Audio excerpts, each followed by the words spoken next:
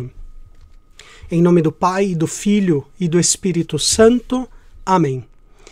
Vinde, Espírito Santo, enchei os corações dos vossos fiéis e acendei neles o fogo do vosso amor. Enviai o vosso Espírito, e tudo será criado, e renovareis a face da terra. Oremos, ó Deus, que instruístes os corações dos vossos fiéis com a luz do Espírito Santo. Fazei que apreciemos retamente todas as coisas, segundo o mesmo Espírito, e gozemos sempre das suas consolações. Por Cristo, Senhor nosso. Amém. Vamos também invocar a proteção de Nossa Senhora. Ave Maria, cheia de graça, o Senhor é convosco. Bendita sois vós entre as mulheres, e bendito é o fruto do vosso ventre, Jesus. Santa Maria, Mãe de Deus, rogai por nós, pecadores, agora e na hora de nossa morte. Amém. Maria, Mãe da Igreja, rogai por nós. Em nome do Pai, e do Filho, e do Espírito Santo. Amém. Então, saúdo todos vocês que estão aqui presentes, de muitos lugares do Brasil, Londrina, Andréia, Malise, Seção de Adultos de São Paulo também, Angelina, Rio de Janeiro. Pois envio a todos vocês um grandíssimo abraço e vamos então hoje tratar sobre o tema importantíssimo na nossa vida cristã, que é precisamente a nova tradução do Missal romano. Como vocês bem sabem, a partir deste domingo, primeiro domingo de Advento, é a data limite, é o prazo estabelecido pela Conferência dos Bispos do Brasil para a sua implementação em todas as comunidades, paróquias, casas religiosas, todos os grupos, né? Capelas e paróquias de todo o nosso país. Então, gostaria de oferecer para vocês algumas reflexões.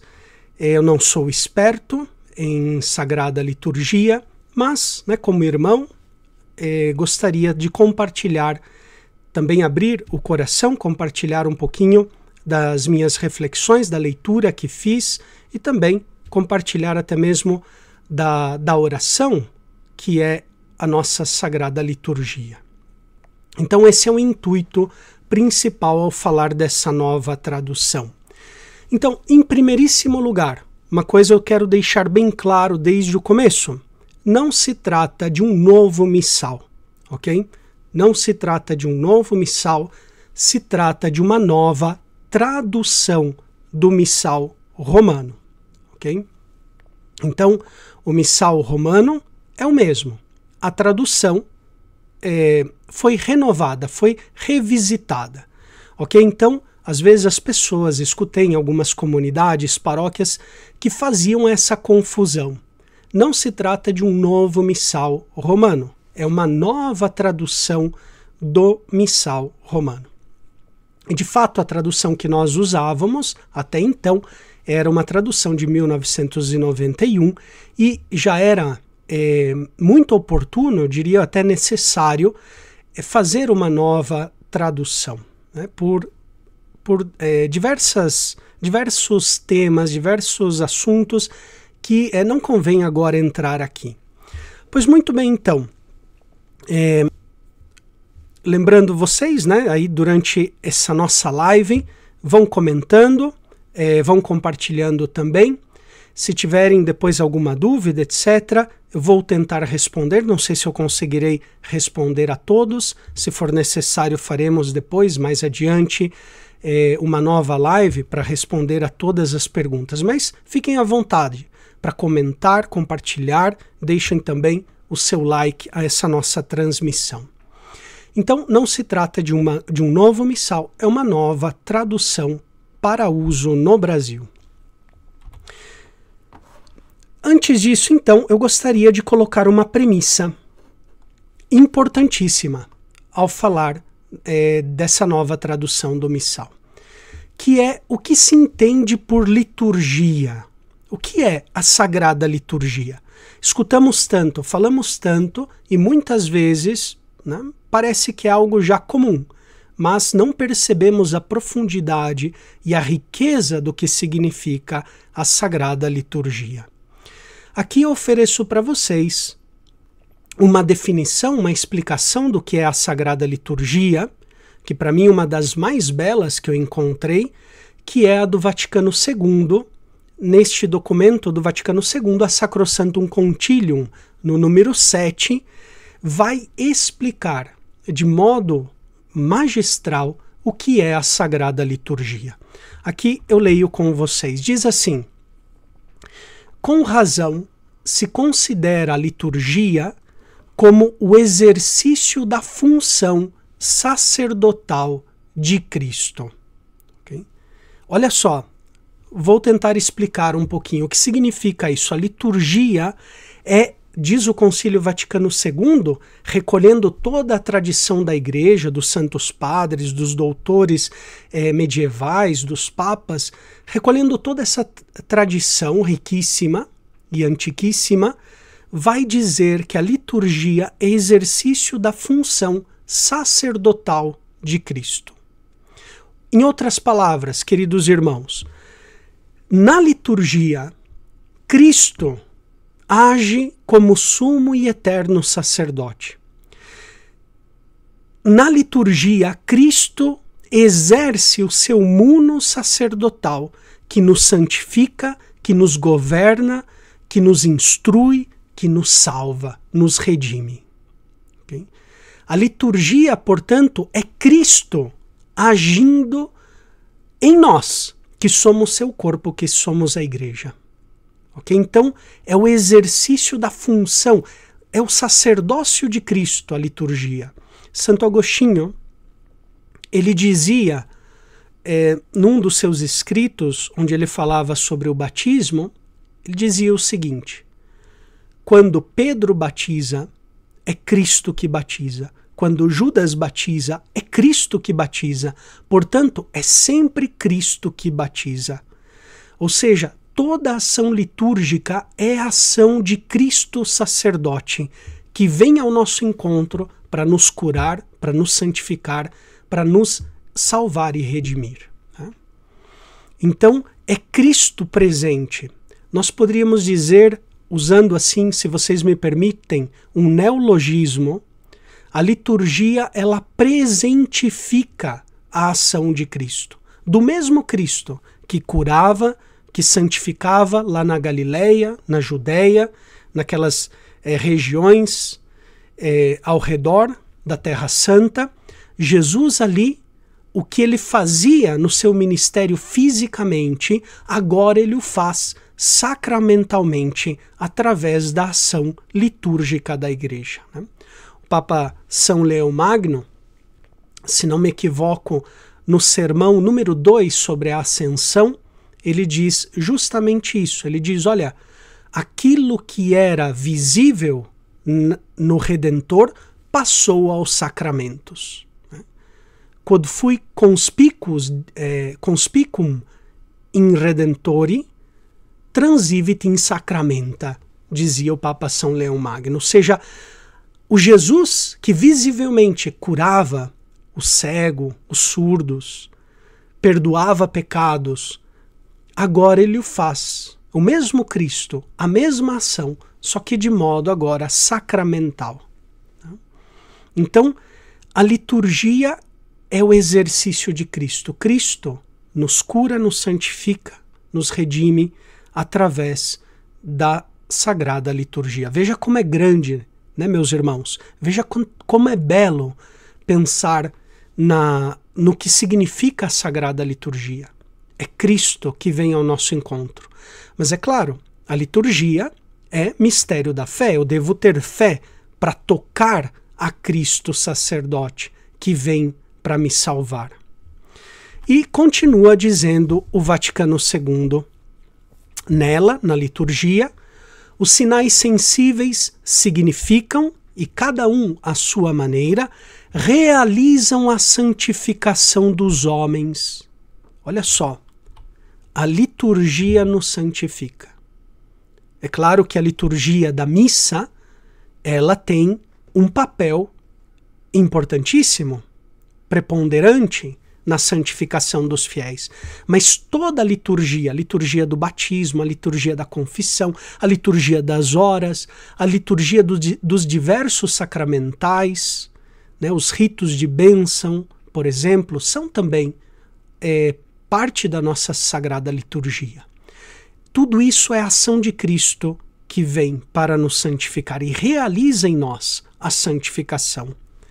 E não somente isso, olha só o que o Vaticano II ainda afirma. Nela, ou seja, na liturgia, o corpo místico de Jesus Cristo, cabeça e membros, presta a Deus o culto público integral. Olha só, né? Ou seja, a liturgia é a ação de Cristo, sumo e eterno sacerdote, mas é a ação de Cristo sacerdote unido ao seu corpo místico, que é a igreja, que somos nós. Por isso a liturgia é a ação de Cristo como cabeça e a ação nossa como membros de Cristo. A cabeça nunca é separada do corpo. Nós, a igreja, estamos unidos a Cristo, cabeça, através da ação litúrgica. E nesse mesmo número 7 da Sacrosanctum Concilium, do Vaticano II, ele tira então uma conclusão, que eu gostaria aqui de enfatizar também para vocês. Diz assim: qualquer celebração litúrgica é, por ser obra de Cristo sacerdote e do seu corpo, que é a igreja, ação sagrada por excelência, cuja eficácia, com o mesmo título e no mesmo grau, não é igualada por nenhuma outra ação da igreja. Repito, a liturgia não é igualada por nenhuma outra ação na igreja.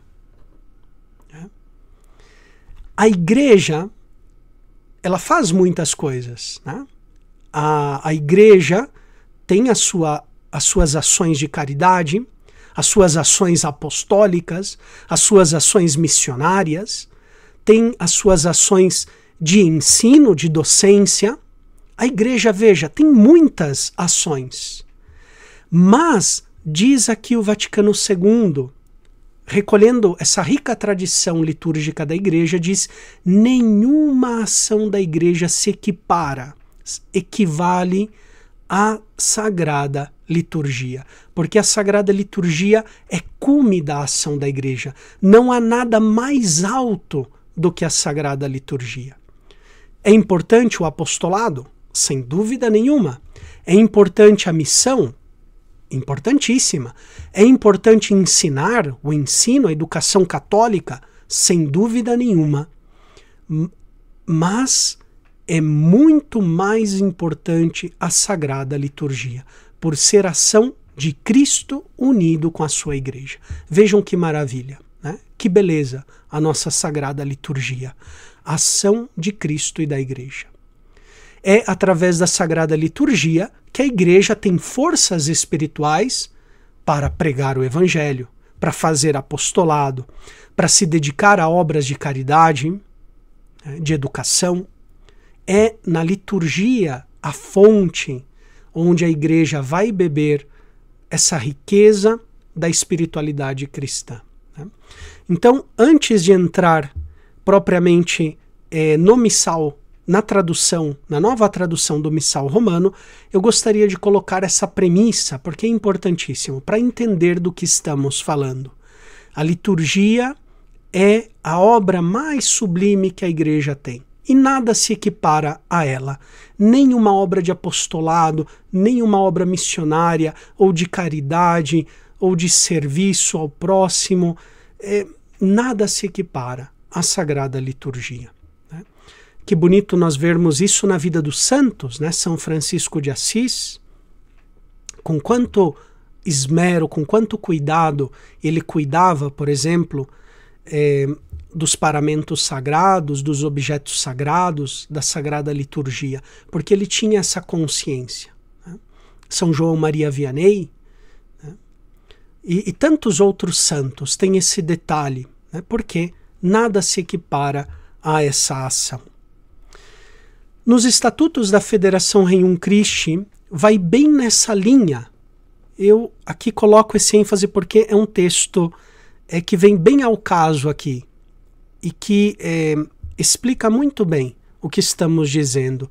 Diz assim, no número 22 dos estatutos do Regnum Christi: buscamos que toda a nossa vida, inclusive o apostolado, ou seja, então o apostolado está subordinado, ou seja, a isso que vamos dizer agora.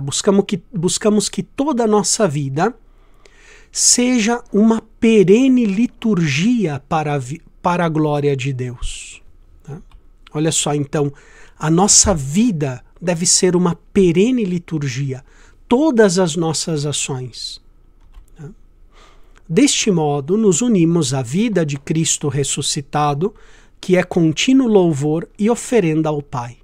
Esta vida litúrgica tem seu centro na Eucaristia e tem como fruto a comunhão com Deus e com os irmãos. Né? Então, a meu modo de ver, esse número 22 dos Estatutos da Federação Regnum Christi está muito alinhado com o que diz a Sacrosanctum Concilium, quando nos ensina o que é a Sagrada Liturgia e que nenhuma ação se equipara à ação litúrgica, por ser ação de Cristo unido ao seu corpo, que é a Igreja.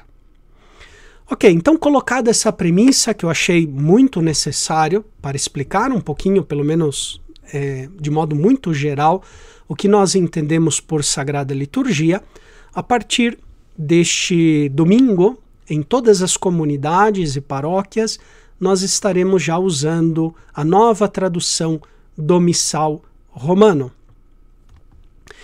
E eu gostaria aqui de enfatizar, vamos talvez um pouquinho do mais superficial, para depois tentar chegar um pouco mais profundo, na medida das minhas também possibilidades, né?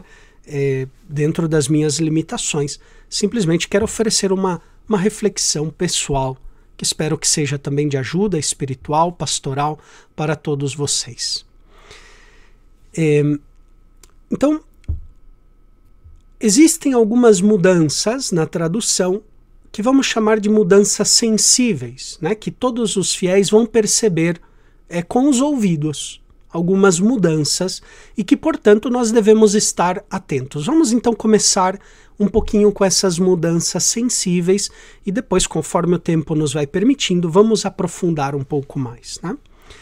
Então, uma primeira mudança muito sensível são as doxologias, que imediatamente nas orações, aquelas comunidades que já começaram a usar a nova tradução já imediatamente já notam, né, essa mudança.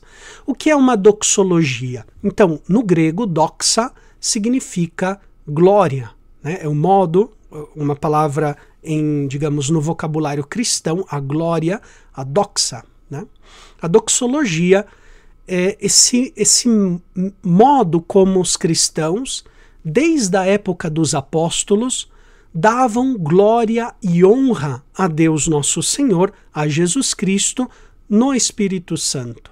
Então, a doxologia é, por assim dizer, uma fórmula que tem a sua origem já nos tempos apostólicos. Vou depois aqui dar alguns exemplos, ou seja, é o modo como a igreja, desde a época dos apóstolos, dava glória a Deus, Pai, por Jesus Cristo, no Espírito Santo.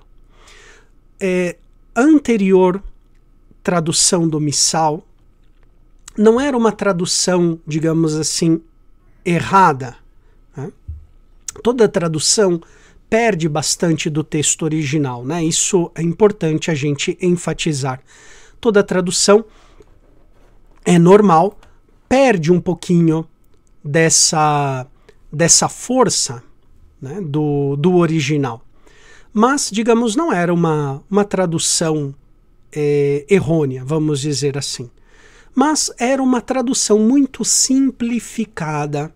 Os tradutores preferiram simplificar muito na tradução do missal português do Brasil, né? Se vocês, por exemplo, dão uma olhada no missal português de Portugal, notam as diferenças da tradução.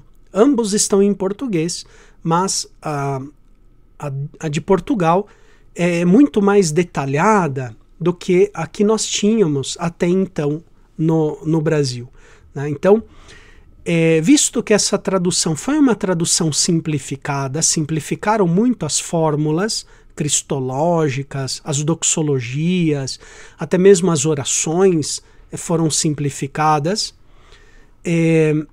acontece então que na nova tradução se buscou outra vez a fidelidade na medida do possível ao texto latino. Okay? Então, vejam como estava anteriormente na nossa tradução em português. Aqui tem a doxologia por excelência, que é aquela que nós encontramos no final da oração eucarística. Diz assim: por Cristo, com Cristo, em Cristo, a vós Deus Pai Todo-Poderoso, na unidade do Espírito Santo, toda honra e toda glória, agora e para sempre. Lembrando que o missal, né, a tradução, sempre o tradutor, ele deve ser, isso é uma regra, né, de qualquer tradutor, ele deve ser o mais fiel possível ao original. Ele não deve interpretar. O intérprete, em primeiro lugar, é o magistério, é o sagrado magistério, e depois as pessoas autorizadas, os bispos, os presbíteros, os diáconos, são eles que depois vão explicar ao povo. Né? Não é função de uma tradução interpretar o texto. Né? Normalmente a tradução procura ser dentro das regras gramaticais do português, né? Mas tenta ser o mais possível fiel ao original. Né? Essa simplificação aqui interpretava um pouco o texto. Né? E recordando, não é função primária de uma tradução interpretar. Para isso estão os pastores da igreja, para isso está o Sagrado Magistério, que tem essa função de interpretar a divina revelação, a palavra de Deus escrita, e depois também os textos, a tradição litúrgica da igreja, etc. Né? A tradução deve manter-se o mais fiel possível. Então aqui se simplificou, nós rezávamos agora e para sempre. Agora se diz, por Cristo, com Cristo, em Cristo, a vós Deus Pai Todo-Poderoso, na unidade do Espírito Santo, toda honra e toda glória, por todos os séculos dos séculos. Amém. Né? Então, à primeira vista, quem olha assim, lê rapidamente, fala, não mudou nada, né? Por todos os séculos dos séculos é a mesma coisa que agora e para sempre. Né? Sim, né? Vamos dizer, se você interpreta o texto, fazendo uma exegese do texto, sim. Né? Mas aqui não se trata de... Né, a tradução não é uma obra exegética. A tradução deve espelhar o original. Né? Essa fórmula, por todos os séculos dos séculos, é um modo como a igreja, já na época dos apóstolos, dava a doxa a Deus Pai por Jesus Cristo no seu Filho, no Espírito Santo. Okay? Era o modo como a igreja dava honra e glória a Deus. E aqui eu coloco alguns exemplos tirados das Sagradas Escrituras. Por exemplo, São Paulo, na carta aos Romanos, capítulo 11, versículo 36, ele diz, por ele, né, por Cristo, e por ele, e nele, todas as coisas para ele mesmo, a glória, seja a glória, pelos séculos. Amém. Okay? Então a expressão aqui, in secula seculorum, pelos séculos dos séculos. Aqui simplesmente in secula, né? Pelos séculos. Mas na mesma carta aos Romanos, capítulo 16, ao único Deus sábio por Jesus Cristo, a quem a honra pelos séculos dos séculos. Amém. In secula seculorum. Amém. Veja como a igreja nascente, a igreja apostólica, dava honra ao Pai, dava glória ao Pai com essa fórmula, in secula seculorum. Né? Mesma coisa em Filipenses. A Deus e nosso Pai seja a glória pelos séculos dos séculos. Amém. Né? Deu autem et Patri nostro, glória in secula seculorum. Amém. E também o apóstolo Pedro, na sua carta. Em todas as coisas seja honrado Deus, ou seja, glorificado Deus, por Jesus Cristo, ao qual é a glória e o império pelos séculos dos séculos. Amém. Primeira carta de São Pedro, capítulo 4. Vejam como os apóstolos nos ensinaram a dar glória a Deus. Ok? E aqui, simplesmente, eu não trago todos os textos, porque são muitíssimos que usam essa doxologia. Né? No Apocalipse é o texto que mais aparece. Né? O Apocalipse, quando nós estudamos um pouquinho a teologia do Apocalipse, nós vemos que o livro do Apocalipse é uma liturgia celeste. E eu contei, lendo o Apocalipse assim rapidissimamente, fazendo uma pesquisa, encontrei que aparecem 13 vezes essa expressão, pelos séculos dos séculos. Né? Aqui cito simplesmente um só exemplo do primeiro capítulo, diz assim: e ele nos fez um reino, e ele fez de nós, desculpem, um reino de sacerdotes para Deus seu Pai, a ele a glória e o império pelos séculos dos séculos. Amém. Et fecit nostrum regnum sacerdotes Deo et Patris suo, ipsi gloria et imperium in secula seculorum. Então vejam, a igreja apostólica, a igreja primitiva, dava glória a Deus com essa fórmula pelos séculos dos séculos, ou seja, quer interpretando, ok, fazendo uma exegese agora, significa por todo o sempre. Né? É uma fórmula que indica que a glória deve ser dada a Deus no passado, no presente e no futuro, e nos séculos eternos, né? Por toda a eternidade. Claro que é uma fórmula que também é bíblica, nós encontramos, por exemplo, em Isaías, fórmulas parecidas a esta, expressões, né, como essas em Isaías, em outros profetas, outros textos também do Antigo Testamento. E na cultura judaica, quando eles repetem uma palavra, por exemplo, o Santo dos Santos, o Cântico dos Cânticos, né, Rei dos Reis, Senhor dos Senhores, na língua hebraica, né, se trata de um semitismo que depois passou para o grego do Novo Testamento e também para o latim do Novo Testamento. Se trata de um semitismo que indica algo superlativo. Né? Então, quando ele diz Rei dos Reis, Senhor dos Senhores, significa que é o Rei por excelência, o Senhor por excelência. Cântico dos Cânticos, o Cântico por excelência, né? O Santo dos Santos, ou seja, o Santo por excelência, o Santíssimo, né? Nós poderíamos dizer. Então, esse pelos séculos dos séculos está dizendo tempos eternos, por toda a eternidade. A glória seja dada ao Pai, ao Filho e ao Espírito Santo. Né? Então vejam a beleza, meus irmãos, desta expressão. Né? Primeiro, pelo valor histórico que tem, já na época dos apóstolos. Depois nós encontramos também em textos primitivos, por exemplo, no texto da Didache, né, da Didache dos Apóstolos, é um texto do século II, onde nas orações usa também essa expressão. Pelos séculos dos séculos. Se dá glória a Deus pelos séculos dos séculos. Então, veja a beleza, né? que quer dar a Deus glória sempre, em todo momento. Né?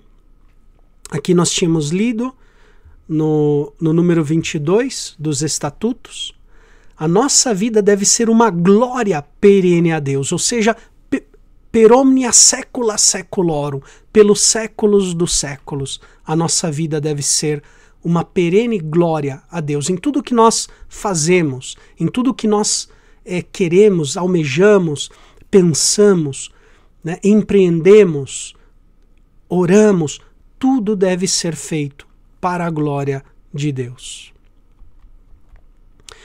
Essa mesma doxologia também está presente nas orações finais, né, que antes a tradução era simplificada. Por exemplo, antes nós tínhamos a oração seguinte: por nosso Senhor Jesus Cristo, vosso Filho, na unidade do Espírito Santo. Amém. Agora, seguindo mais o texto latino e introduzindo, né, essas expressões, nós agora vamos rezar, sobretudo na oração coleta, em outras orações solenes, né, por nosso Senhor Jesus Cristo, vosso Filho, que é Deus.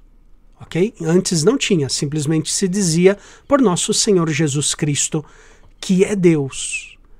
E convosco, ou seja, com o Pai, vive e reina. Olha só, foi isso daqui também introduzido, ou seja, o Filho também é Deus com o Pai. E o Filho vive e reina com o Pai. A Igreja, durante os primeiros séculos, teve que enfrentar a crise da heresia ariana, que negava a divindade de Jesus, que dizia que o Filho era inferior ao Pai, que o Filho era uma criatura do Pai, a primeira das criaturas, a mais perfeita, a mais imaculada, mas era uma criatura. Então a Igreja teve de combater essa heresia do arianismo nos primeiros séculos, né?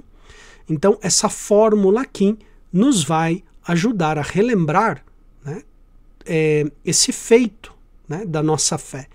O Filho, ele é Deus e vive e reina com o Pai, na unidade do Espírito Santo, por todos os séculos dos séculos, né? Então vejam a beleza, o enriquecimento das nossas orações, né? Como não vibrar o nosso coração diante dessa beleza da Sagrada Liturgia, né? A liturgia, ela não é somente verdadeira, mas ela é também bela, né? Daria para até meditar, fazer uma meditação, uma oração em cada trecho, né, do texto litúrgico. Cada frase, né, com quanto bem faz para a nossa alma quando nós escutamos isso com fé, né? Rezamos, oramos isso com fé. Então, essa é a primeira mudança bastante sensível que nós vamos perceber, que são as doxologias. Nós vamos dar glória a Deus, né, e a Jesus Cristo no Espírito Santo, na unidade do Espírito Santo, com essa expressão por todos os séculos dos séculos, né? Outra mudança também bastante sensível, que a gente deve estar atento, senão a gente vai errar na hora de pronunciar. Talvez no começo vale a pena acompanhar a Santa Missa, de acordo também com os nossos párocos, os nossos diáconos, conforme vão nos orientando, né? Mas acompanhar com algum folheto, algum missalzinho, por exemplo, tem esse daqui, publicado pela CNBB, mas tem tantos outros, por diversas editoras católicas, que é o rito com a nova tradução aqui, né? E tem as orações eucarísticas também.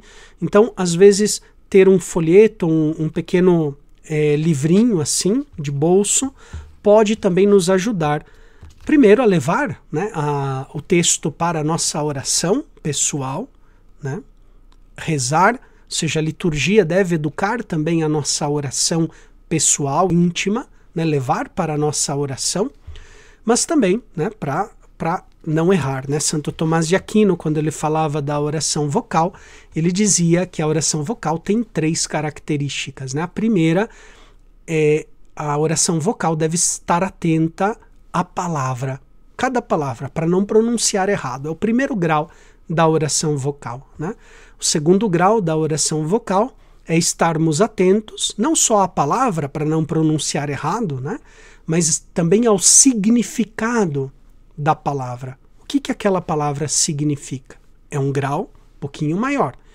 E depois Santo Tomás de Aquino dizia que existe também um terceiro grau da oração vocal, que é o mais perfeito, que é estarmos atentos à finalidade para a qual aquela oração foi escrita, que é a nossa união com Deus. Ou seja, quando nós fazemos as orações vocais, na liturgia, usamos muito também da nossa voz, devemos estar com o coração unidos a Deus. Essa oração, ela foi escrita com essa finalidade, para nos unir a Deus nosso Senhor, né? Então pode ajudar, sobretudo no começo, para até nos acostumar um pouquinho mais com a nova tradução, usar algum folheto, algum livrinho que tem sido publicado já, né? Então a segunda mudança bastante sensível que nós vamos perceber é no ato penitencial. É um pequeno detalhe, mas diz muito também, né? Então, diz assim a nova tradução: confesso a Deus Todo-Poderoso e a vós, irmãos e irmãs, que pequei muitas vezes por pensamentos e palavras, atos e omissões. E a rubrica diz, batendo no peito, dizem, por minha culpa, minha tão grande culpa. Ou seja, se diz 3 vezes. Na simplificação da tradução anterior, se dizia somente 2, né? 3 vezes, para nós, tem um significado profundo no sentido trinitário, né? Porque todo pecado ofende a Deus Pai, a Deus Filho, a Deus Espírito Santo, né? Então, batemos 3 vezes no peito para reparar as nossas ofensas com humildade, né? Então, está mais fiel à tradução e também tem esse significado de humildade, de reparação à Santíssima Trindade, né? Depois, o resto continua como nós tínhamos anteriormente, né? Peço à Virgem Maria, aos anjos e santos e a vós, irmãos e irmãs, que rogueis por mim a Deus nosso Senhor. Então, aqui simplesmente devemos estar atentos para, na hora da Santa Missa, fazer a oração de modo correto, né? Então, essa também vai ser uma mudança sensível que a gente já está percebendo em muitas comunidades. Uma terceira mudança, também bastante sensível, é no finalzinho do ofertório, antes da liturgia, antes da oração eucarística, o orai irmãos, o orate fratres. Antes nós dizíamos simplesmente orai irmãos para que orai irmãos para que o nosso sacrifício seja aceito por Deus Pai Todo-Poderoso. Era uma simplificação do latim. O latim não tinha esse texto, né? E a resposta era: receba o Senhor por tuas mãos este sacrifício. Aqui é uma oração que o povo dirige não a Deus, mas ao Padre. É um pedido que o povo dirige ao sacerdote. Por isso ele diz, né? Receba o Senhor Deus, né? Receba por tuas mãos, ó sacerdote, este sacrifício, né? Então, lembrando aqui, não é uma oração, não é receba, ó Senhor, não é um vocativo ali, mas é o Senhor receba por tuas mãos este sacrifício. É um pedido que nós dirigimos ao sacerdote celebrante, né? Então, receba o Senhor por tuas mãos este sacrifício, para a glória do seu nome, para o nosso bem e de toda a Santa Igreja. Nós dizíamos isso. Agora, a nova tradução corrigiu essa simplificação e diz: orai, irmãos, para que o meu, ou seja, o padre vai dizer, né? Para que o meu e o vosso sacrifício seja aceito por Deus Pai Todo-Poderoso. Porque assim como Jesus, ele é o sumo e eterno sacerdote, que consumou o verdadeiro sacrifício, a Igreja também participa do sacrifício de Cristo, cada um segundo o seu grau, a sua função. Então, o sacerdote, ele participa do único sacrifício de Cristo in persona Christi capitis, né? Na pessoa de Cristo cabeça, enquanto os fiéis participam desse mesmo sacrifício de Cristo, mas é como seu corpo, como corpo místico de Cristo. Por isso, o sacerdote ali, ele está, em certo sentido, na pessoa de Cristo, cabeça, né? Por isso, o sacrifício do sacerdote diverge em grau. É o mesmo sacrifício de Cristo, o único sacrifício, mas diverge em grau, né? Porque o sacerdote oferece como Cristo cabeça, enquanto Cristo cabeça. Os fiéis batizados como corpo santo, como edifício espiritual da igreja, né? Por isso essa distinção, né? Orai, irmãos, para que o meu sacrifício e o vosso seja aceito por Deus Pai Todo-Poderoso. E aqui devemos estar atentos também na resposta. Tem uma palavra que foi introduzida, que está no texto latino, que é a palavra sua, né? Que não tem aqui. Então, receba o Senhor por tuas mãos este sacrifício para a glória do seu nome, para o nosso bem e de toda a sua santa igreja. A igreja é de Deus.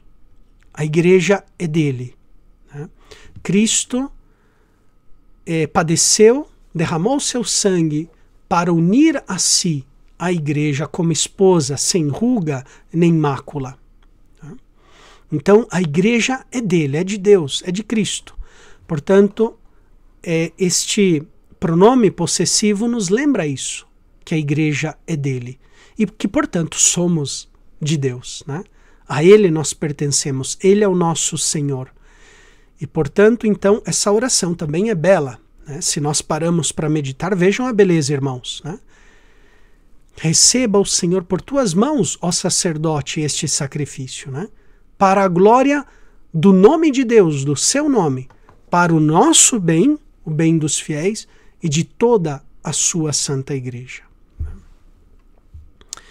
Então, essas são algumas algumas sensíveis que nós devemos estar atentos ali, talvez ajudando-nos, né, de algum folheto, algum texto no começo, para não errar, né?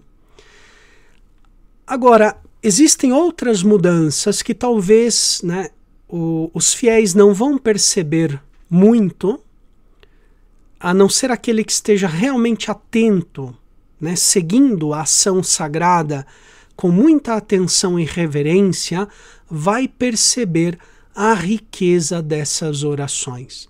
Com certeza, o sacerdote que vai pronunciar essas palavras vai notar a beleza e a riqueza dessas palavras, né? São muitas. O texto, digamos assim, que foi mais enriquecido, porque tinha sido muito simplificado, é a oração eucarística número 1. Ela tinha sido muito simplificada, né? O cânon romano, chamado também do cânon romano, né? A nova tradução, eu pessoalmente gostei bastante da nova tradução, é muito mais fiel ao texto latino do cânon romano, né? E, portanto, também para nossa oração, pode nos ajudar muito ao nosso crescimento interior, né? Vale a pena ler, meditar, né, nessas palavras ali que o sacerdote pronuncia e que nós também, unidos à oração do sacerdote, né? Então, o cânon romano, né, a oração eucarística número 1, é a oração romana mais antiga que nós temos, né? Em tempos passados, em décadas passadas, se pensava que a oração eucarística número 2, a chamada a oração, né, o cânon de Hipólito, fosse a oração romana mais antiga, né? Tanto que se atribuía a Santo Hipólito de Roma, presbítero romano, essa oração eucarística que nós temos, a número 2. Né? A número 2 é uma tradução praticamente baseada naquela oração de Hipólito, né? No cânon de Hipólito. Hoje em dia, a maioria dos estudiosos, praticamente eu diria a totalidade dos estudiosos, já não atribui mais a oração eucarística número 2, ou seja, o antigo cânon, que se encontra num texto anônimo na tradição apostólica, a Traditio Apostólica, os estudiosos já não atribuem mais a Hipólito e também não se atribui mais a sua origem romana. A maioria dos estudiosos acham que é um texto que foi usado sobretudo em Alexandria, porque tem diversos elementos ali que não casam muito bem com a tradição romana da liturgia. Por exemplo, o lugar onde está o Osculum Pacis, né, o abraço da paz, o beijo da paz, né,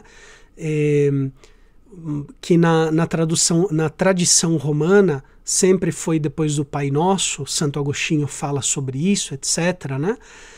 Nós temos em Ambrósio de Milão também,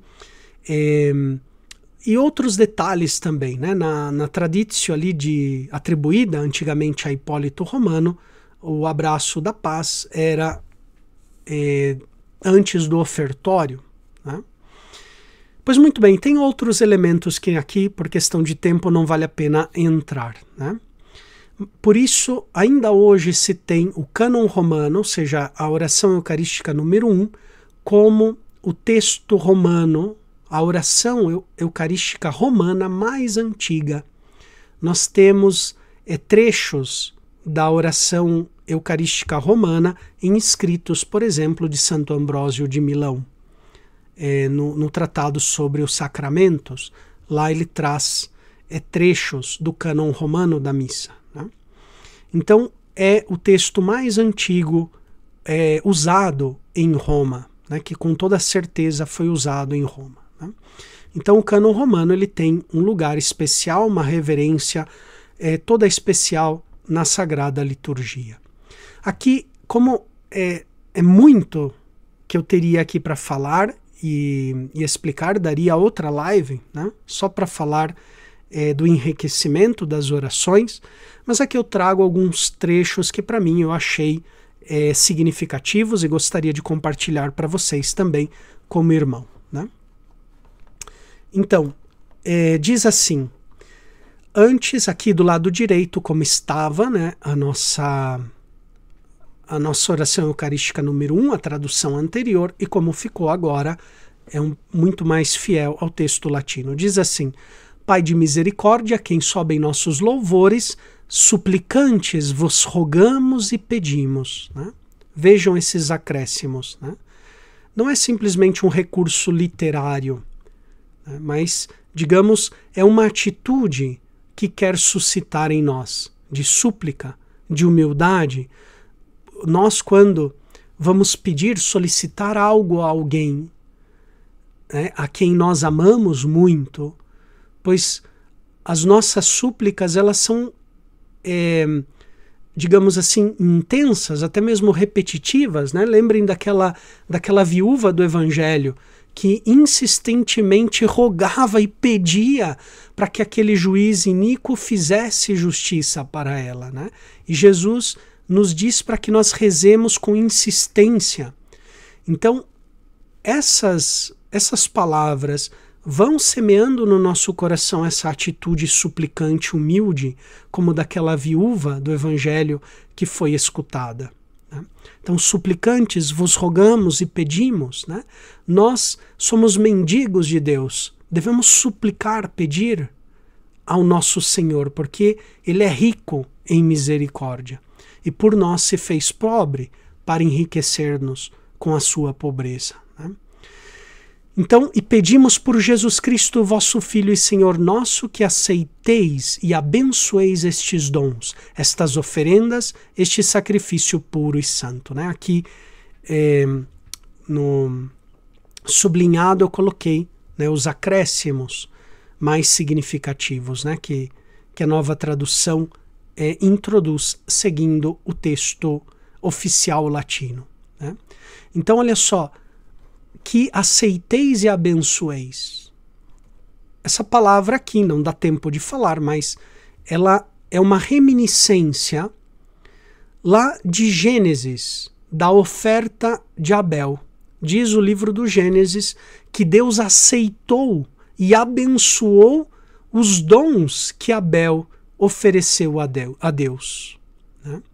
Então aqui nós estamos pedindo, né, pela voz do sacerdote, que assim como foram aceitos e abençoados os dons do justo Abel, assim também que Deus nosso Senhor aceite e abençoe as nossas oferendas que nós apresentamos ao altar, né? Vejam que beleza, né? Que maravilha. Tem, em primeiro lugar, uma reminiscência bíblica, lá do livro do Gênesis, né? E a liturgia está cheia de reminiscências bíblicas. Nós vimos ali, né, por todos os séculos dos séculos, é uma reminiscência bíblica, né? A liturgia também nos coloca em contato com a Sagrada Escritura.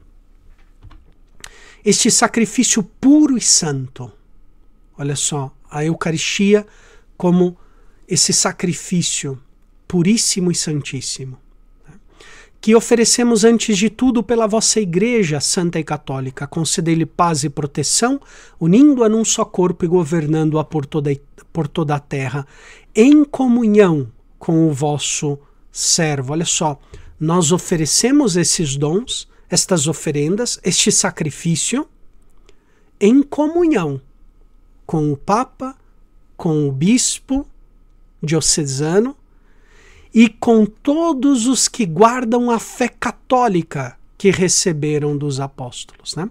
Anteriormente, na simplificação, não se falava que fé é esta, né? Por todos aqueles que guardam a fé, mas que fé? Né? A fé católica que receberam dos apóstolos. Então nós oferecemos essa Santa Eucaristia em comunhão, né, com o Papa, ou seja, com a Igreja Universal, e depois também com a nossa igreja particular, com o nosso bispo diocesano e todos aqueles que guardam, né, essa fé católica. Outro texto que eu também considero muito profundo, olha só o que diz ainda aqui no cânon romano, na oração eucarística número 1, diz: em comunhão com toda a Igreja, celebramos em primeiro lugar a memória da Mãe de nosso Deus e Senhor Jesus Cristo, a gloriosa sempre Virgem Maria. Né? Vejam, quando alguém, né, um jovem está, né, um garoto está ali apaixonado, não é verdade, por uma garota, não teme exagerar, né, nos elogios, nos epítetos, e todo momento está falando para ela, né, como ela é bela, como ela é grandiosa, e o coração, né, enamorado, apaixonado, está sempre trocando elogios, né, carinhos, palavras de afeto. Né? Assim, nós também na liturgia, olha só que belíssimas palavras, né? Celebramos em primeiro lugar, porque a Igreja, ao dar, né, essa veneração, esse culto de veneração aos santos, em primeiro lugar, honra a Santíssima Virgem Maria, né? Com esse culto de hiperdulia. Né? Doulos, no grego, significa escravo, servo, né? Que é o culto que a Igreja dá aos santos. Né? Não é a adoração, a Igreja não adora aos santos. A adoração, a latreia, né? A latria, se dá somente a Deus. Né? A Deus Pai, Filho e Espírito Santo. Um só Deus, né? Em 3 pessoas se dá o culto de latria. Mas nós damos aos santos, a Igreja dá essa veneração, esse culto de dulia, porque é reservado aos servos de Deus. E Maria, a Igreja dá um culto especialíssimo, é o culto de hiperdulia. Em primeiro lugar, veneramos a memória da gloriosa e sempre Virgem Maria. Né? Então, vejam que beleza também, como é recordada a Mãe de Deus e nossa, também na Sagrada Liturgia, né? É para fazer o nosso coração também vibrar de amor, né? Com esse texto.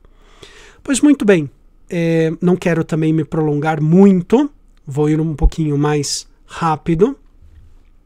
Depois, no momento da consagração do pão e do vinho, na oração eucarística 1, diz: na véspera de sua paixão, ele tomou o pão em suas santas e veneráveis mãos, elevou os olhos ao céu, a vós, ó Pai Todo-Poderoso.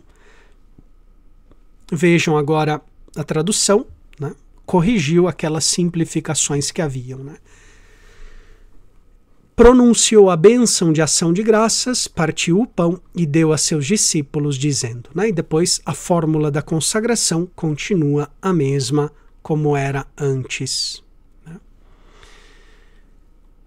Aqui simplesmente nós devemos estar bastante atentos depois da consagração, porque havia um problema, né? Havia um problema que nós já tínhamos aqui no Brasil 3 respostas possíveis depois que o padre dizia, antes era eis o mistério da fé, né? Agora é mistério da fé. Nós tínhamos já 3 respostas possíveis, só que causava às vezes em algumas comunidades um pouco de confusão. Qual que a gente diz, né? Então, às vezes o padre puxava, eis o mistério da fé, e o povo começava, anunciamos o Senhor, e lá o pessoal no microfone, todas as vezes que comemos esse pão, e outro pessoal lá no canto, Salvador do mundo, dava um pouquinho de confusão, né? Não sei se já aconteceu nas comunidades, nas paróquias de vocês. Se aconteceu alguma vez, coloca aí no comentário pra gente saber se alguém já viu um pouquinho dessa confusão, né? A Nova Tradução acrescentou 2 outras exclamações junto com as respostas que já existiam, de maneira que fique também mais claro, mais fácil a gente saber qual é a resposta que nós devemos dar, né? Então, no começo talvez vai ser um pouquinho difícil, devemos estar atentos, mas eu acho que foi um ganho que vai nos ajudar, né, a evitar um pouco esses momentos ali de hesitação, né? Então, quando o padre diz mistério da fé, se responde com essa primeira aclamação: anunciamos, Senhor, a vossa morte, proclamamos a vossa ressurreição, vinde, Senhor Jesus. Agora, se o padre disser mistério da fé e do amor, vamos responder com a segunda aclamação: todas as vezes que comemos deste pão e bebemos deste cálice, anunciamos, Senhor, a vossa morte, enquanto esperamos a vossa vinda. E, em terceiro lugar, se o padre disser mistério da fé para a salvação do mundo, né, que é a aclamação belíssima essa daqui, né? Mistério, ou seja, a Eucaristia é mistério da fé para a salvação do mundo, né? Eu acho que pessoalmente eu vou usar muitas vezes essa aclamação, né? Mistério da fé para a salvação do mundo. Se o padre usar essa aclamação, o povo vai responder com a terceira: Salvador do mundo, salvai-nos, vós que nos libertastes pela cruz e ressurreição, né? Belíssima também essa aclamação que reconhece em Jesus o nosso Salvador, que nos salvou pela cruz, né? Belíssima esta aclamação. Então, essas aclamações aqui, talvez no começo a gente fique um pouquinho assim hesitante, mas com o tempo, né, espero que todos nós possamos apreciar a beleza dessas mudanças que foram introduzidas. Depois aqui também uma mudança que já era muito esperado por todos nós, é a parte do santoral, né? Foram introduzidos os novos santos, né? Aqui eu citei alguns, não daria tempo falar de todos, mas coloque aí nos comentários se você tem devoção alguns desses santos que eu vou mencionar aqui. Tem muitos mais, né, que foram introduzidos, mas não dá tempo de comentar sobre todos, né? Então, antes não tinha um formulário próprio, por exemplo, de Santa Josefita Bakhita, 8 de fevereiro, né? Nós usávamos o formulário do comum dos santos. Agora já tem um formulário próprio para a missa de Santa Josefita Bakhita, né? 8 de fevereiro. Né? Tem um formulário próprio para Nossa Senhora de Fátima, 13 de maio. Né? Antes não havia no missal um formulário para a missa de Nossa Senhora de Fátima. Né? Se usava também os formulários, né, as orações, as antífonas do comum de Nossa Senhora. Agora, nós temos já para a festa de Nossa Senhora de Fátima. Né? Você que é devoto, devota de Nossa Senhora de Fátima, vai poder, né, apreciar, né, mais ainda a festa de Nossa Senhora de Fátima. Né? São Paulo VI também, introduzido, Papa Paulo VI, 29 de maio.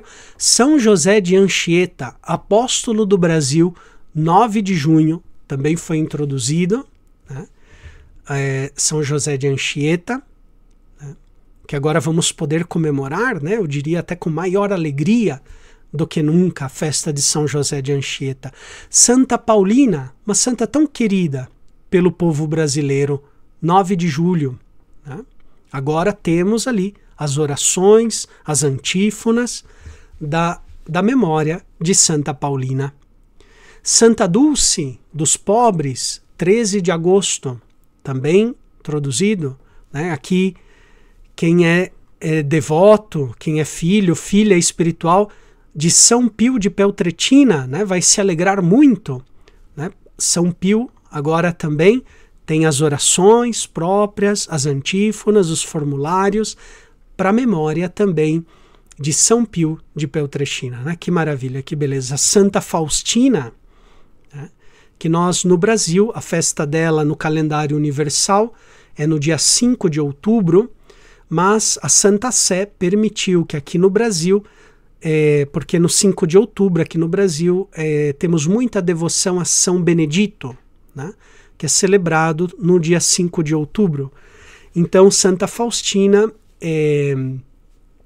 digamos assim, a Igreja no Brasil recebeu a permissão da Santa Sé para transladar a festa de Santa Faustina aqui no Brasil no dia 6 de outubro, né?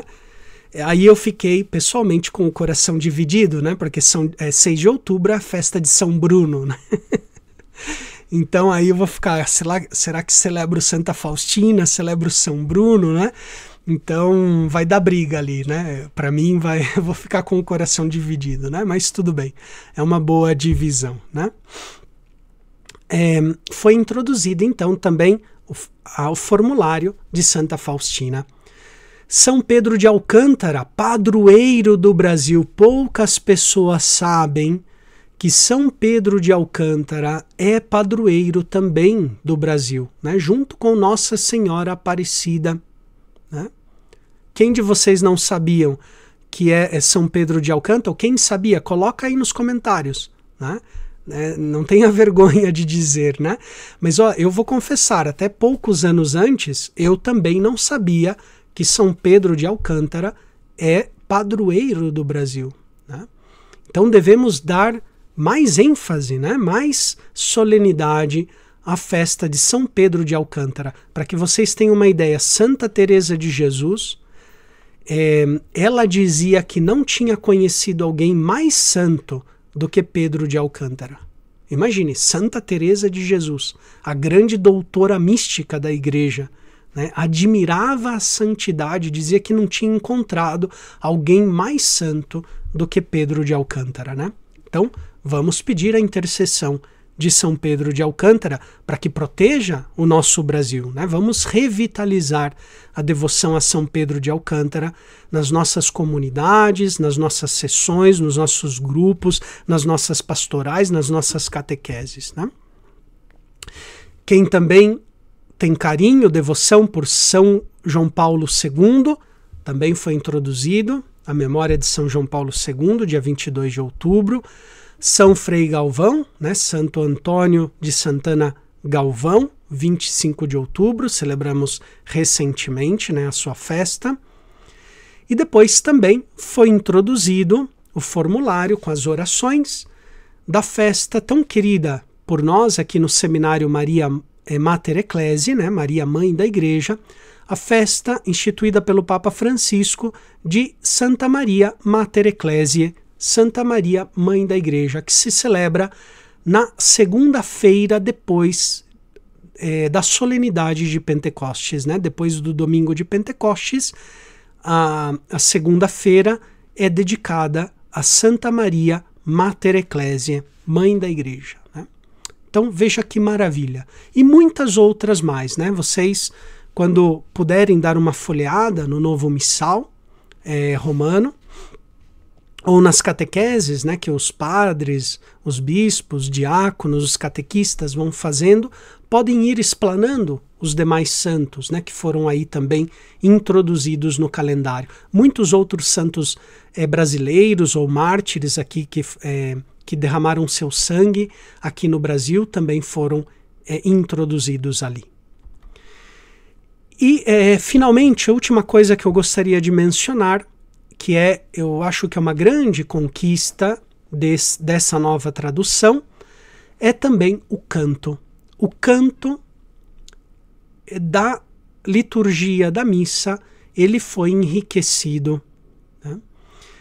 Porque nessa nova tradução foi colocado também as partituras para que o sacerdote possa depois aprender a cantar a missa. Em certo sentido, né? Os nossos avós, talvez, né? Ou quem é um pouquinho mais antigo, lembra, às vezes, essa expressão, né? O padre foi cantar a missa, teve a missa cantada, né? Expressões assim um pouquinho mais antigas. O Concílio Vaticano II tinha essa ideia de dar uma solenidade especial às missas dominicais, né? Através do canto. Tanto que o missal latino tem as partituras que o padre pode cantar, né? E na tradução antiga, né, na tradução anterior ao português do Brasil, não tinha essas partituras, tinha simplesmente nos apêndices algumas, eu diria quase dicas, né, de como cantar, etc. Mas era algo muito, muito reduzido. Agora foi introduzido realmente as partes principais da liturgia, tanto da liturgia da palavra, os ritos iniciais, o ofertório e também as orações eucarísticas, o rito da comunhão, foi enriquecido com partituras para que o padre pudesse dar essa solenidade devida à sagrada liturgia através do canto, né? Aqui eu trago para vocês uma imagem de Santa Cecília, padroeira da música, e o Vaticano II diz assim, na Sacrosanctum Concilium, número 112, a tradição musical da Igreja é um tesouro de inestimável valor, que excede todas as outras expressões de arte, sobretudo porque o canto sagrado, intimamente unido com o texto, e na nova tradução, agora o canto está unido ao texto litúrgico, isso é muito, muito bom, muito belo, né?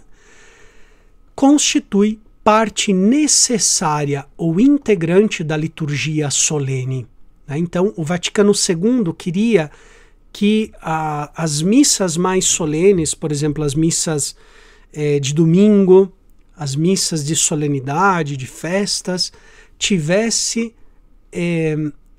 mais presença do canto na missa, né? Isso muitas vezes não se aplicava. Sim, tinha a equipe de liturgia, a equipe de canto, que cantavam, né, aquelas partes invariáveis, mas fora disso, praticamente o canto desaparecia na liturgia enquanto tal, né? Agora, a liturgia, ela pode, né, o padre pode aprender a cantar a liturgia, por assim dizer, do começo ao fim, praticamente, né? Pode ir solenizando ou algumas partes principais da liturgia, até pode aprender a melodia para cantar, inclusive, a consagração, né, do pão e do vinho. Né? Então tem e segue a melodia latina do canto gregoriano, né, do missal romano em latim. Né? Então eu acho que isso foi também uma grande conquista. E olha só o que diz depois no número 113. A ação litúrgica reveste-se de maior nobreza quando é celebrada de modo solene com o canto, com a presença dos ministros sagrados e a participação ativa do povo. Né? Então, o Vaticano II pede que se dê mais espaço ao canto, sobretudo em momentos de missa solene, né? Os domingos, as solenidades, as festas, né? Diferente da missa ferial, digamos assim, a missa que nós chamamos, né, de dia de semana, que às vezes pode ser breve, pode ser sem canto, muitas vezes pode ser até sem homilia, né? Um pouco mais simples, né? Mas, digamos, os dias solenes, né, e o domingo é um dia solene, deve ter mais presença do canto, porque o canto, né, quando está bem cantado, bem entoado, nos ajuda e muito a rezar. Né? Então, eu gostaria simplesmente de compartilhar essas reflexões e também estender a vocês um convite, né, de conhecer o texto do novo missal, talvez, né, adquirindo algum missalzinho, algum folheto, etc., né, levando para casa, dando uma lida, meditando, rezando com o novo texto litúrgico, né, fazendo próprias as orações da igreja. Né? Vamos ver se temos aqui algumas perguntas. Eu estou vendo aqui no chat, graças a Deus é bastante participativo de todos vocês, né? Vão compartilhando, vão comentando, mas vamos ver se eu vejo aqui algumas perguntas, caso vocês tiverem. Muito bem, aqui o Everton, né, tá comentando aqui que também ele tem um filho chamado Bruno também, celebramos aqui o dia do onomástico, muito bem, né? Eu vou ficar com o coração dividido, não sei se vou celebrar, ou talvez um ano celebre Santa Faustina, outro dia celebre São Bruno, né? Vamos ver aqui se tem alguma pergunta sobre o tema da liturgia. Pois muito bem, vamos ver.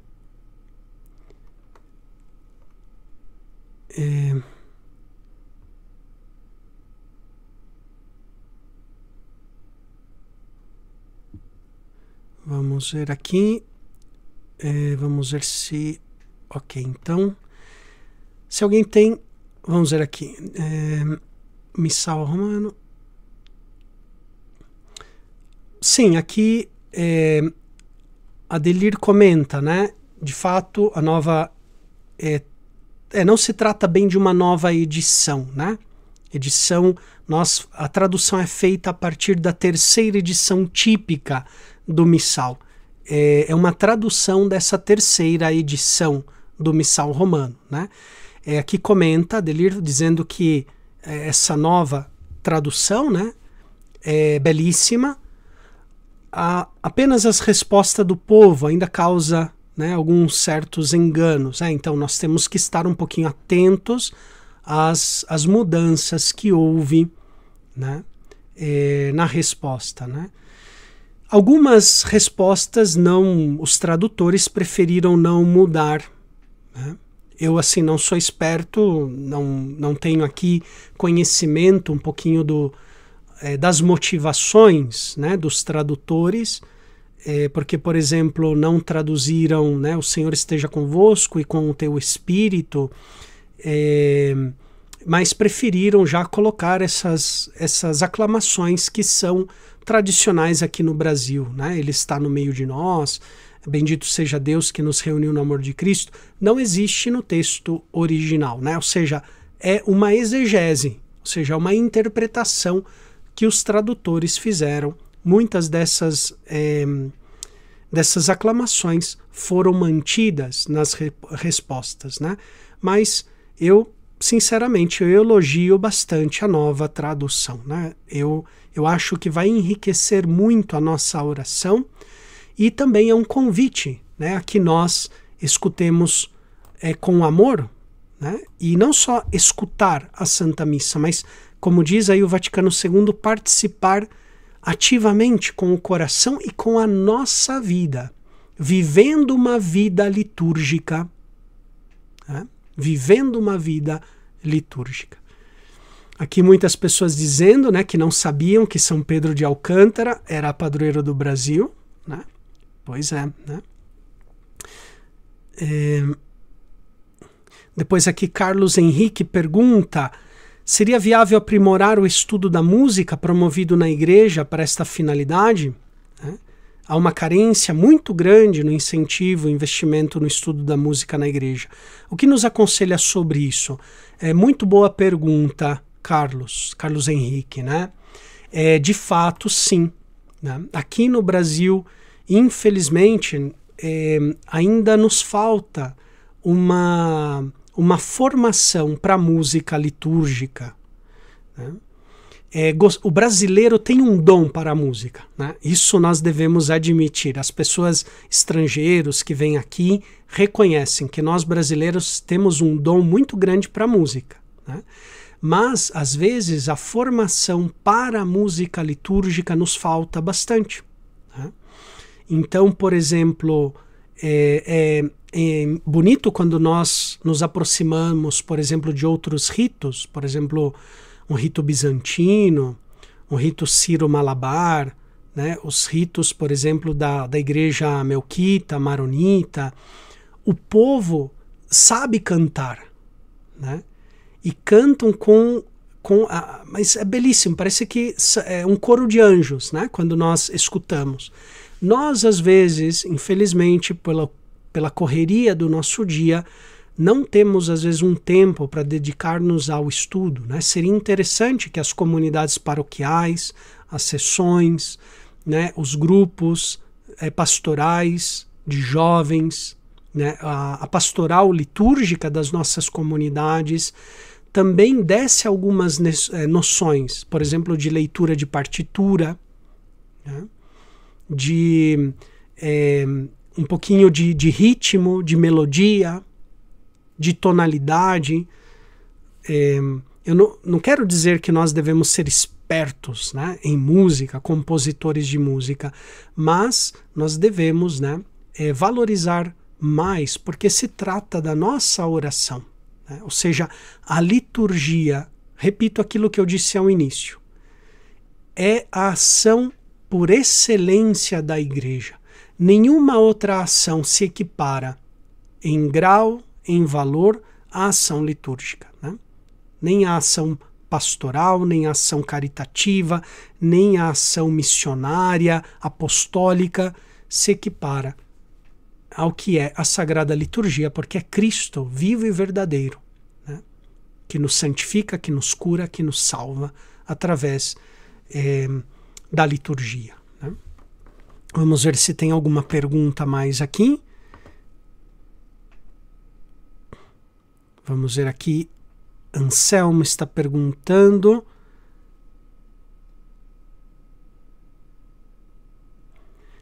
Ele está dizendo aqui, que é o Padre Anselmo, muito bem, que ele é um grande liturgista, muito melhor liturgista do que eu.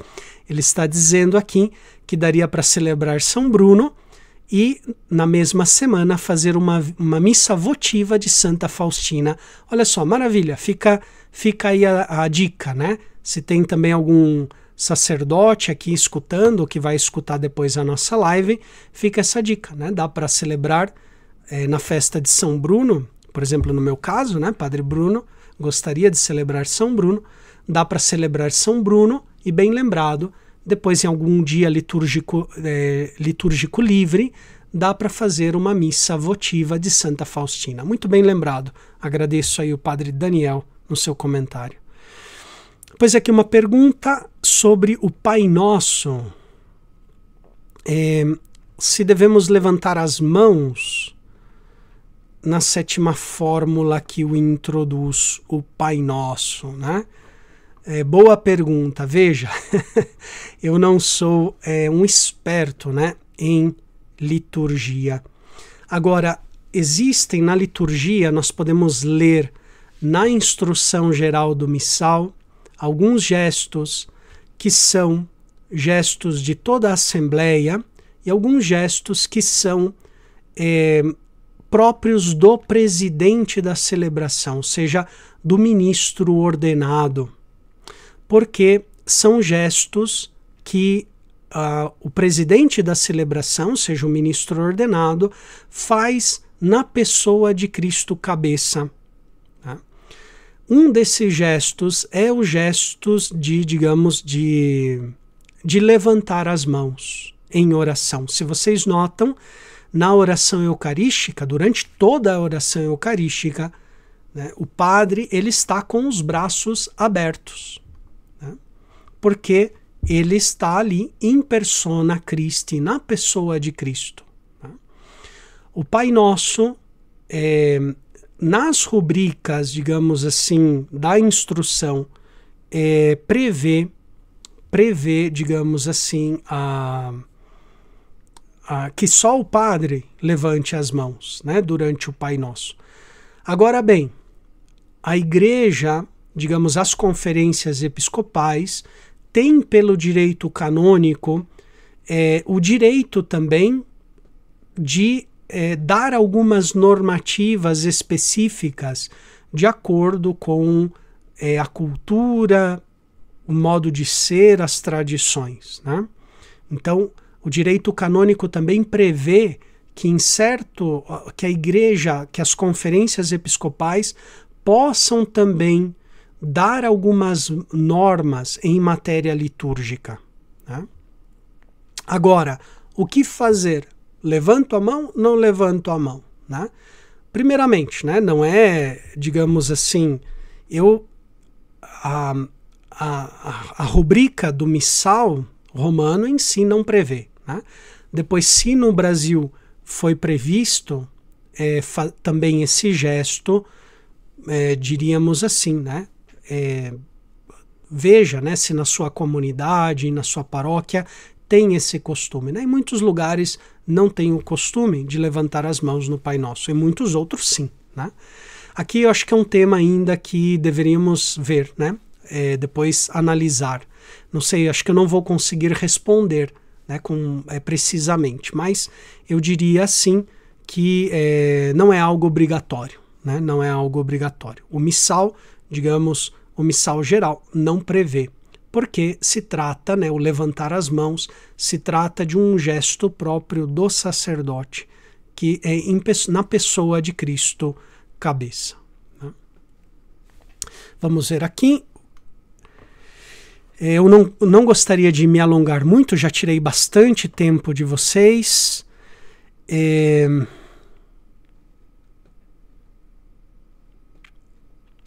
Vamos ver alguma mais pergunta por aqui.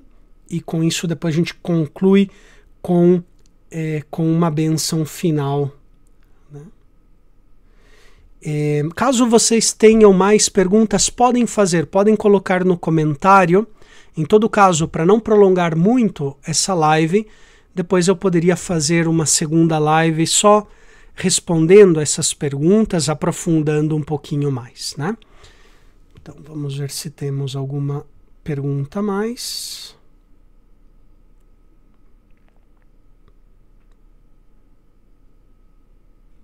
Bom, a Valéria pergunta se a liturgia já vai estar alterada a partir de que mês. Então, Valéria, pelo decreto que foi dado pela Conferência Episcopal Brasileira, a partir deste primeiro domingo de Advento, ou seja, este domingo agora, se não me equivoco é dia 3 de dezembro, já todas as comunidades paroquiais, comunidades religiosas, etc., as capelas já deveriam usar um novo missal, né? Então, me parece que aqui no estado de São Paulo. O estado de São Paulo foi um dos últimos estados a receber a nova tradução. Talvez alguma que outra comunidade ainda não a tenha, mas eu acho que a maioria já das paróquias já tem. Então, a partir desse domingo, aqui o primeiro domingo do Advento, que começa o ano litúrgico para nós, né? No primeiro domingo de Advento, já se deve usar, então, a nova tradução deste missal. Ok, muito bem. Então, simplesmente quero saudar aqui a todos vocês aqui presente. Aqui, Erley David Cabanhas, que foi nosso aluno aqui, né? Muitas saudações. Valéria Farias também. Saudações ao Mateus, ao Everton, a Lorena, né? Vocês que nos estão acompanhando, Malise, Lucimeire, todos vocês aí, um grande abraço, que Deus abençoe, obrigado aí pela presença de vocês, né? Então vamos concluir com a oração, pedindo a proteção de Nossa Senhora, e vamos concluir então essa live também com a bênção final. Sob a vossa proteção, acolhei-nos, ó Mãe de Deus. Não desprezeis as nossas súplicas, que vos dirigimos nas nossas necessidades, mas livrai-nos sempre de todos os perigos, ó Virgem gloriosa e bendita. O Senhor esteja convosco, Ele está no meio de nós. Por intercessão de Nossa Senhora, Mãe da Igreja, abençoe-vos Deus Todo-Poderoso, Pai e Filho e Espírito Santo. Amém. Uma boa noite a todos, um grande abraço. Que Deus abençoe.